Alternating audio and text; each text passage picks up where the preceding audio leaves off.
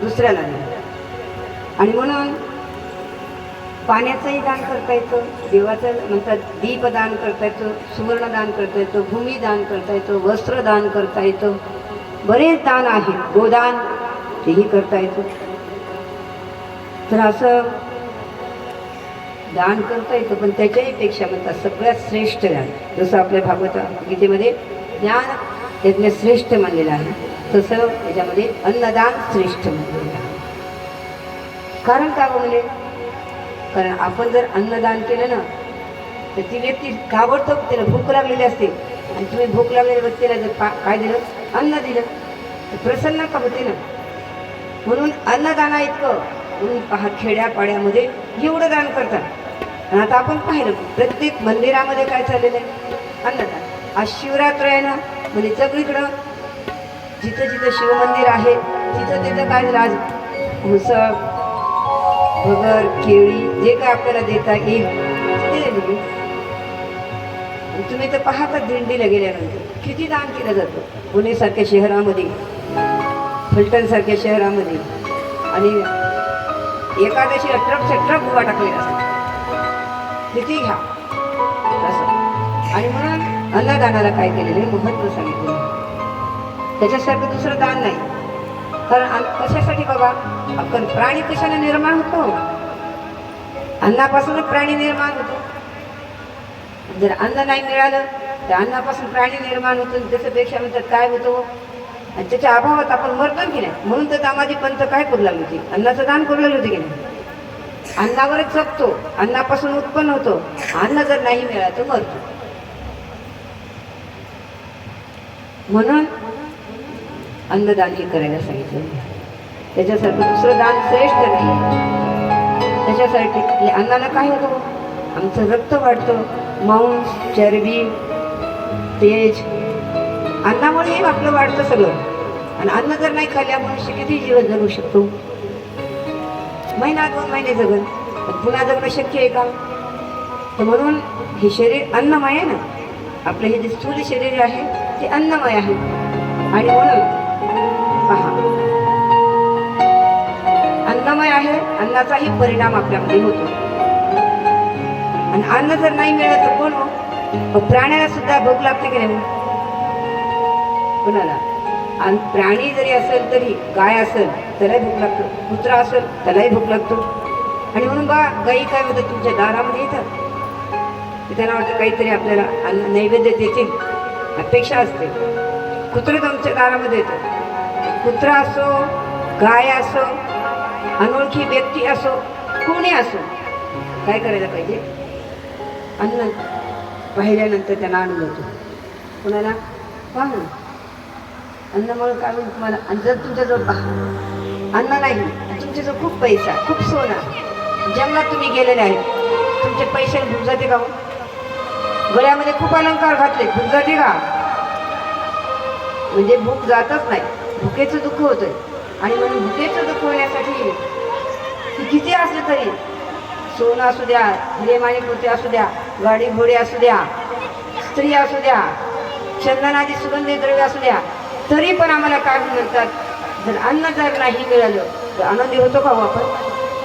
आणि काही नसू द्या, अन्न जर मिळालं, नसू द्या आमच्या आम्हाला 10,500ची, नसू द्या 12,000ची, पण जरी 100 डोस, आता 100ची साडी कोणी घालीतच नाही, कशाला घालतात तरी 500 1000 2000 ते केले अशी पाहिजे साडी.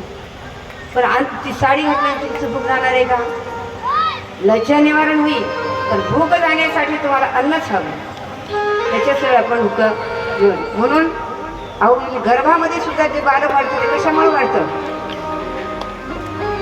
आपण गर्भातही बालक अन्नामुळे वाढतं, जन्माला आल्यानंतर बालक अन्नामुळे वाढतो, तरुण आम्ही होतो तर अन्नामुळे होतो, म्हातारे होतो तरी अन्नामुळे.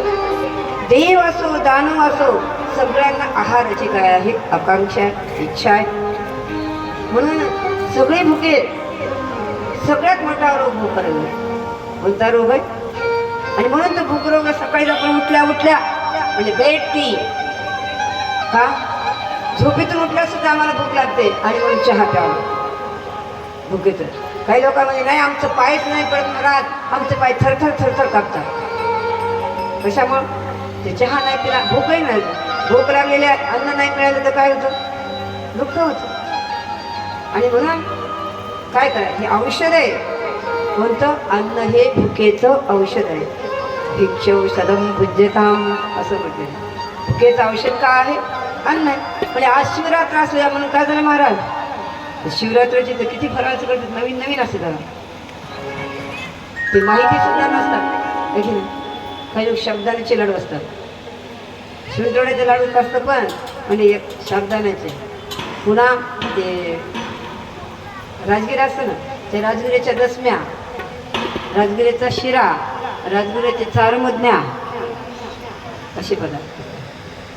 म्हणजे पापड्या वेगवेगळ्या, आलूची पापडी वेगळी, शाबुदाण्याची पापडी वेगळी, भगरीची पापडी वेगळी. आणि मला एकादशीला कधी शिवरात्रीला शाबुदाण्याचा शिरा म्हणजे तुम्हाला माहिती आहे का? आलू म्हणजे गुलाबजामुन सुद्धा म्हणजे शिवरात्रीला करायचं. कशाचे? म्हणजे आलूचे तर काय कर त्याचे करते. अनारसे सुद्धा कशाचे? म्हणजे असे शिवरात्र असले तरी वेगवेगळे पदार्थ खायचे. कशासाठी? महाराज जमत नाही ना म्हणजे आम्हाला, भूक लागते किती, आणि 3दा खाते तरी म्हणजे आम्हाला भूकत नाही. म्हणजे काय करा? शेळीवन चर पण शिवरात्र धर. काय करा? म्हणजे काय करा? किती असं आहे. हा तो आता चपाती निघाली होती, मला माहिती. आता एक जण जी लेकरं आणली एकादशी आश्रमात आली ना, म्हणजे कशाने आणली हिथं? पण महाराज नाही, त्यांनी सांगितलं की एकादशीला चलते म्हणजे कशाचे? भगरीच्या पिठाची चपाती, एकदम चपाती दिसली करी काय नाही. आणि भगरीच्या भाकरी ते दाबून भूकच लागत नाही. आमटीन भाकरी का? भुकेचा रोग असा जबर असतो. आमच्या भीमदादाला किती लागत होतं माहिती? कारण कुंती माता काय करायची? त्या एक चक्रिका नगरीमध्ये होते, आता भिक्षा मागून आणायचे ना. मग भिक्षा मागून आणल्यानंतर 5 जणांचं एकीकडं आणि भीमदादाला एकीकडं तेवढं यायचं. कारण भूक सारखा रोग जबरदस्त सांगताच येत नाही. एक दिवस सुद्धा आमचा बिना अन्नानं जमत नाही.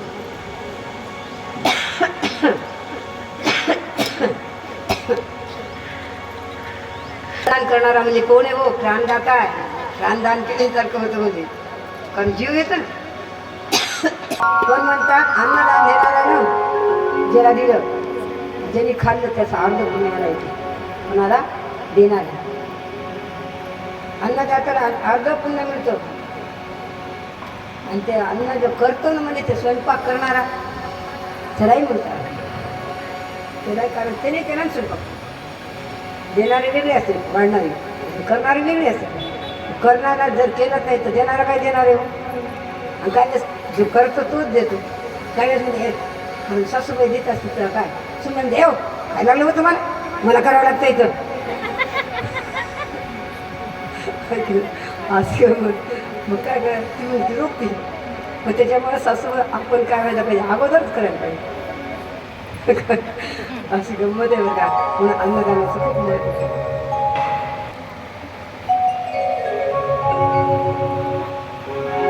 अन्नदानानं काय होतं म्हणतात पहा.